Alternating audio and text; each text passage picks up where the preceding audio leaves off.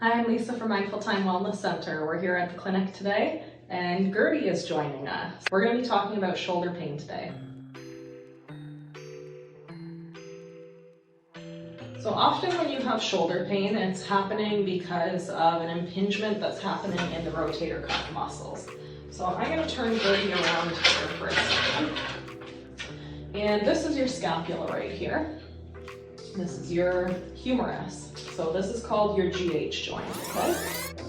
Okay, we had to pause. I forgot to mention the rounded part on the scapula is called the glenoid fossa, where the humerus attaches onto, and that's why this joint is called the GH joint and not the SH joint. Make sense now?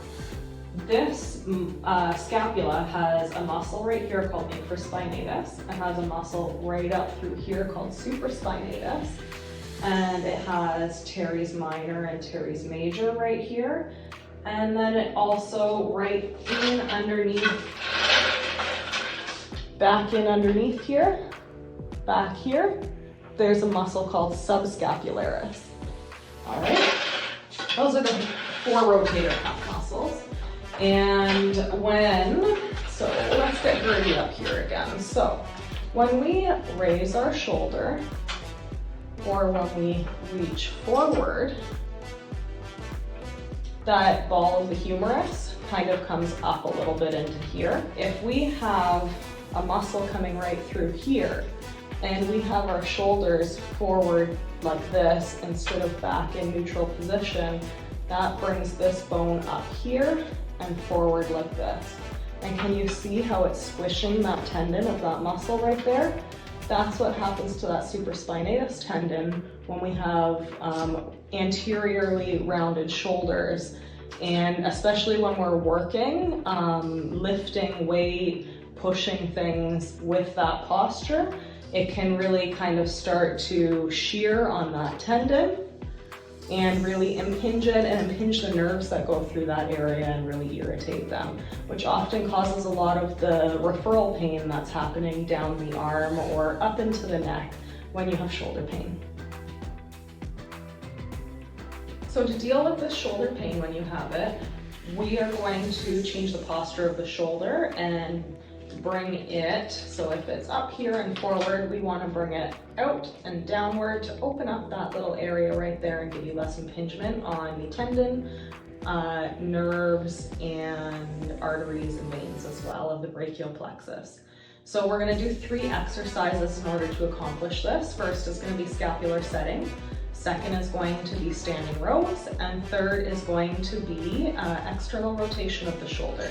So let's get into those. So scapular setting is our first exercise. For this exercise, you want to bring your shoulder blades together and then down. We're not using our GH joint, we're not using the ball joint of our shoulders to pull back.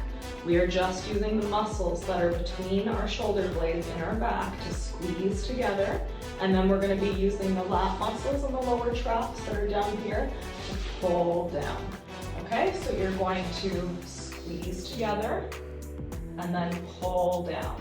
It's a small movement, it's not a big movement. So pulling together, pulling down. Okay, I'll do it with both hands. Pulling together, pulling down. The downward movement you probably can't even see on this video because it's such a small movement. It's mainly just engaging these muscles right here, and if you engage these muscles right here, it will pull that scapula downward. So you're going to go together, down, relax to neutral. Together, down, relax to neutral. And you're going to repeat that 5 times, and you're going to do that 3 times a day at least. So the next exercise is standing rows. So for standing rows, you're going to start, if you're having quite a bit of shoulder pain, I want you to start without any resistance band, without any weights. You're just going to try to get the muscles to engage. So your arms are starting here, you're pulling back, keeping your elbows at about 90 degrees. The point here is to squeeze together these muscles here, to squeeze together your scapula. It's not about just bringing your arm back and forth like this. It's about squeezing together those muscles in order to make that movement happen. So squeezing together those back muscles and relaxing and squeezing. squeezing together the back muscles and then relaxing. This is something that you're also going to do 5 to 10 times. If you can handle doing 10, definitely try to do 10. If you find that it's a little difficult, you're starting to have a little bit of pain, then you want to go down to just doing 5 and kind of work your way up with that exercise. Now, the last exercise is external rotation of the shoulder. So what you're going to do is lock your elbow in at your side here. If you let your elbow come out like this at all during this exercise, you're not going to be using the correct muscle.